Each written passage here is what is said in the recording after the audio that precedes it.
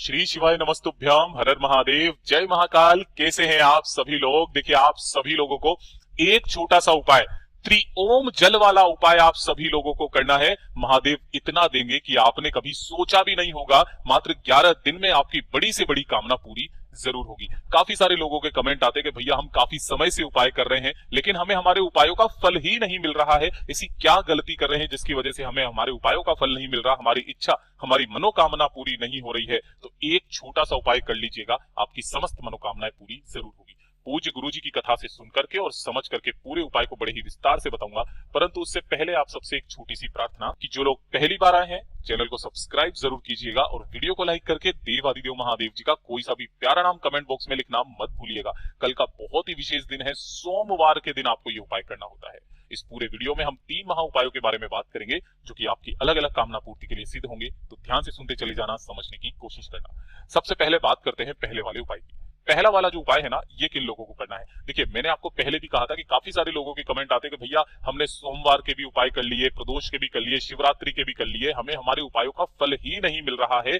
जब आपको अपने उपायों का कोई फल ना मिल रहा हो, है ना, महादेव आपकी सुन ही नहीं रहे हो, आपकी वो हृदय की बात, आपकी इच्छा बाबा तक पहुंच ही नहीं रही हो, तब पूज्य गुरु जी ने कहा कि जो भी सोमवार का दिन पड़े, उस सोमवार के दिन अपने हृदय की बात, अपनी कामना को लेकर के इस उपाय को पूरे सच्चे मन से कर लेना।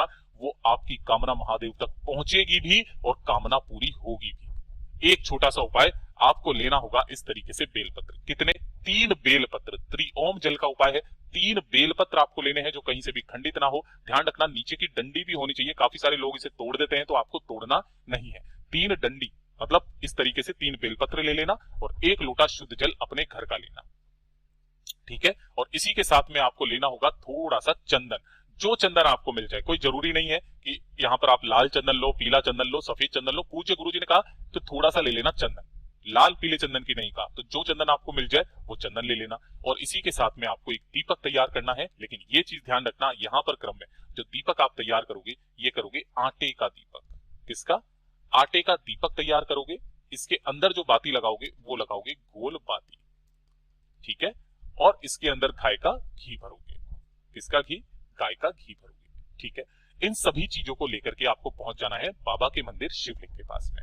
उत्तर दिशा, नॉर्थ डायरेक्शन की तरफ मुख करके खड़े हो जाना है। हमेशा की तरह बताऊंगा, उत्तर दिशा की तरफ ही आपका मुख होना चाहिए। जो भी पूजा पाठ अर्चना जो आपको करनी है, जो चढ़ाना है, पहले वो आपको कर लेना है। उसके पश्चात जब आप इस उपाय को करेंगे तो उपाय करने का एक नियम बदल जाता है। जब भी आप मनोकामना पूर्ति के लिए उपाय करते थे तो पहले क्या करते थे? 1 लोटा शुद्ध जल समर्पित करते थे।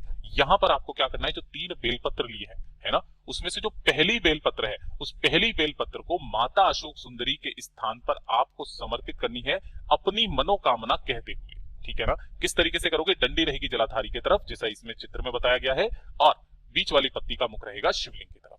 पहली बेलपत्र आपको यहाँ पर समर्पित कर देनी है। दूसरी जो बेलपत्र होगी वो आपको इस खाली स्थान पर समर्पित करनी है, जो माता का कटी भाग और माता अशोक सुंदरी के बीच का जो स्थान है, उस स्थान पर आपको दूसरी बेलपत्र समर्पित करनी है, इसी वाले क्रम में, है ना। किस क्रम में? जैसे कि ये वाली तो माता अशोक सुंदरी की हो गई, और इसी वाले क्रम में ऐसे डंडी रहेगी इधर की तरफ। दूसरी बेलपत्र आपको खाली स्थान पर समर्पित करनी है। और जो तीसरी बेलपत्र है आपके पास में, उस तीसरी बेलपत्र को जहां से तीनों पत्तियां जुड़ी हुई रहती है ना, मैं एक बार बता देता हूं आपको, इस स्थान पर करना। और माता रानी का जो हस्त कमल है ना, हस्त कमल आप सब लोग जानते हैं, कटी भाग जहां से शिवलिंग जुड़ा हुआ है, कटी भाग से स्पर्श करा करके शिवलिंग के ऊपर इसी क्रम में तीनों बेलपत्र एक ही क्रम में होने चाहिए, सभी की डंडी जलाधारी की तरफ, बीच वाली पत्ती का मुख आपकी तरफ। तीनों बेलपत्रों को ऐसे समर्पित करना। अपने दोनों हाथों में उस लोटे जल को पकड़ लेना जो आपने लिया है ना, उसके अंदर थोड़ा सा लाल चंदन मिलाकर, ध्यान रखना, उसी जल के अंदर थोड़ा सा लाल चंदन 1 चुटकी मिला करके, और आपने जो 3 जगह पर यहां पर बेलपत्र को समर्पित किया है, सबसे पहले आपको माता अशोक सुंदरी के स्थान पर उसी कलश में से 3 बार ओम नमः शिवाय मंत्र बोलते हुए जल छोड़ना है। 3 बार, थोड़ा थोड़ा सा। उसके बाद 3 बार आपको जल छोड़ना है खाली स्थान वाली बेलपत्र के ऊपर, और अंत में जितना भी जल बचा है उस जल को भी आपको 3 बार थोड़ा थोड़ा करके ओम नमः शिवाय श्री शिवाय नमस्तुभ्यम का स्मरण करते हुए शिवलिंग वाली बेलपत्र पर समर्पित कर देना है।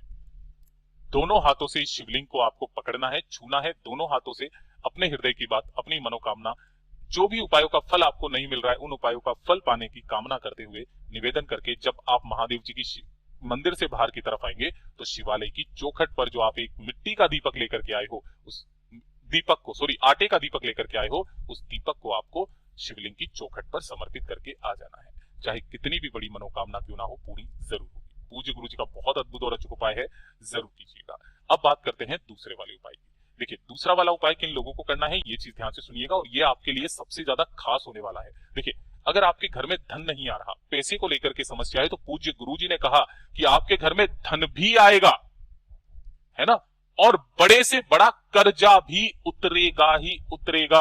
अगर आपके जीवन में धन टिक नहीं रहा है, पैसा आता भी है, अनावश्यक खर्चे में चले जाता है ना, या फिर धन आ ही नहीं रहा है, कर्जा बढ़ता चला जा रहा है, कर्जा लेने की नौबत आ चुकी है, कर्जा चुकता नहीं हो रहा है, तो सोमवार के दिन का ये उपाय करना मत भूलिएगा। लेकिन इसका एक क्रम है, उसी क्रम में आपको करना है। आपको लेने होंगे बेलपत्र, ठीक है। अब इस वाले उपाय में आपको कितने बेलपत्र चाहिए वो सबसे ज्यादा ख्याल रखना है। आपको अपनी उम्र बराबर बेलपत्र चाहिए। जैसे आपकी उम्र है 25 साल तो आपको 25 पत्र लेने हैं, आपकी उम्र है 30 साल तो 30 बेलपत्र लेने हैं, आपकी उम्र है 35 साल तो 35 बेलपत्र लेने हैं। कहने का मतलब 27 साल है तो 23 बेलपत्र लेने हैं। इस तरीके को अपनी उम्र के बराबर बेलपत्र ले लेने हैं। एक लोटा शुद्ध जल अपने घर का ले लेना है ना, एकदम ताजा जल। इसी तरीके से आपको लेना होगा थोड़ा सा लाल चंदन, ठीक है।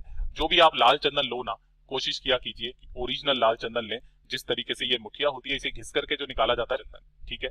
और इन सभी को लेकर के पहुंच जाना है महादेव के मंदिर शिवलिंग के पास में। उपाय करने का एक खास नियम और तरीका, उसी तरीके से आपको इस उपाय को करना है। यहाँ पर पहुंच करके हमेशा की तरह बताऊंगा, उत्तर दिशा की तरफ मुख करके आपको खड़े हो जाना है। सबसे पहले जो आपने एक लोटा शुद्ध जल लिया है, उस एक लोटा शुद्ध जल को देव आदिदेव महादेव जी की शिवलिंग पर स्थित करना है। ओम नमः शिवाय, शिवाय नमस्तुभ्यम पंचाक्षरी षडाक्षरी मंत्र का स्मरण करते हुए कुंदकेश्वर महादेव के नाम से ये जब आप जल से पूरा का पूरा समर्पित कर देंगे, उसके पश्चात जो जितनी भी बेलपत्र ली हैं, उन सभी बेलपत्र की तीनों पत्तियों पर, इस चीज का ख्याल रखना, उन सभी बेलपत्र की तीनों पत्तियों पर आपको एक एक लाल चंदन की बिंदी यानी कि अंग का संबोधन सभी के ऊपर लगा देना है। और एक एक करके उन सभी बेलपत्र को अपनी कामना मन में कहते हुए, धन संपदा की, है ना, कर्ज को खत्म करने की, जैसी आपकी कामना है वैसी कामना करके सारी की सारी बेलपत्र आपको शिवलिंग पर, ऐसा सभी धारी की तरफ, बीच वाली पत्ती का मुख आपकी तरफ, इस तरीके से आपको समर्पित कर देना है। समर्पित कर देने के पश्चात बाबा से विनती करना, कामना करना कि हे बाबा, मेरी बस ये इतनी छोटी सी कामना है, धन को लेकर के समस्याएं बहुत ज्यादा बनी हुई है, इसे खत्म कीजिए। और कामना बोल करके यहाँ से आपको 5 बेलपत्र अपनी कामना बोल करके उठा करके लेकर के आ जाना है। घर पर जब आप इन 5 बेलपत्र को लेकर के आओगे, किसी भी लाल कपड़े के अंदर इसकी पोटली बना लेना, यानी कि उसके अंदर बांध देना। और बांधने के पश्चात आपके घर में जहां कहीं पर भी धन रखने का स्थान हो, आलमीरा हो, या फिर आप दुकान पर कार्य करते हो, है ना, तो आपका गल्ला हो, उसमें जाकर के रख दीजिएगा। अब इस वाले उपाय को करना कैसे है वो चीज ध्यान से सुनिएगा। आपको यही वाला उपाय लगातार 5 सोमवार करना है। कितना? 5 सोमवार। जब भी आप अगले सोमवार के दिन जाएं तो जो पुराने वाले बेलपत्र हैं उन्हें किसी भी बेलपत्र पेड़ के नीचे रख करके नए वाले बेलपत्र उसी लाल बड़े में रख करके वापस इसी स्थान पर रख देना। 5 सोमवार करके देख लीजिएगा आपके घर में धन की आवक किस तरीके से बढ़ती है, बताइएगा जरूर। बात कर लेते हैं तीसरे वाले उपाय की। तीसरा वाला उपाय किन लोगों को करना है, ये चीज ध्यान से सुनिएगा। और ये वाला जो उपाय है ना, ये है बड़े से बड़ा कर्जा उतारने का उपाय। बड़े से बड़ा कर्जा उतारने का उपाय, वटकेश्वर महादेव का उपाय। कर्जा खत्म, बड़े से बड़ा कर्जा खत्म। गिन करके लेनी होंगी आपको 7 लौंग, ऊपर का फूल भी होना चाहिए, ख्याल रखिएगा। 1 लोटा शुद्ध जल अपने घर का ले लेना, और जो 7 लौंग आपने ली है उन 7 लौंगों को आपको इसी के अंदर डाल लेना है। ठीक है, डाल लोगे और इसे लेकर के पहुंच जाना आपके आसपास जहां कहीं पर भी वट वृक्ष हो, इस चीज का ख्याल रखना। वट वृक्ष, उस वट वृक्ष के नीचे जाना, वटकेश्वर महादेव के नाम से, नाम ध्यान दीजिएगा, वटकेश्वर महादेव के नाम से अपना नाम और गोत्र बोल करके कर्जे को खत्म करने की कामना कह करके उस लौंग वाले जल को या लौंग के भोग को इस वट वृक्ष के नीचे सोमवार के दिन जो व्यक्ति अपने कर्जे को खत्म करने की कामना करके समर्पित कर देता है ना, उसकी सारी कामनाएं पूरी जरूर होती है, बड़े से बड़ा कर्जा उतर जाता है। लेकिन इसका एक क्रम, ये वाला भी उपाय आपको लगातार कम से कम 5 सोमवार करना है। और जब आप अंतिम सोमवार यानी कि 5वें सोमवार करके आओगे, तब इस जड़ का छोटा सा टुकड़ा आपको उठा करके अपने पर्स में रख लेना है। चाहे कितना भी बड़ा कर्जा क्यों ना हो, उतरेगा जरूर। पूज्य गुरु जी के सभी उपाय बहुत ही ज्यादा खास और अद्भुत है, जरूर कीजिएगा। वीडियो पसंद आए तो लाइक जरूर करना, साथ ही साथ चैनल को सब्सक्राइब जरूर कीजिएगा। दोस्तों, इस वीडियो के माध्यम से आप लोगों को पत्नी के द्वारा बताए गए क्षमा पुराण का उपाय बताया जा रहा है। सोमवार के दिन किए जाने वाले ये महाउपाय आप लोगों को कैसे लगे? अच्छे लगे हो तो वीडियो को लाइक शेयर एंड सब्सक्राइब करना ना भूलें। धन्यवाद दोस्तों।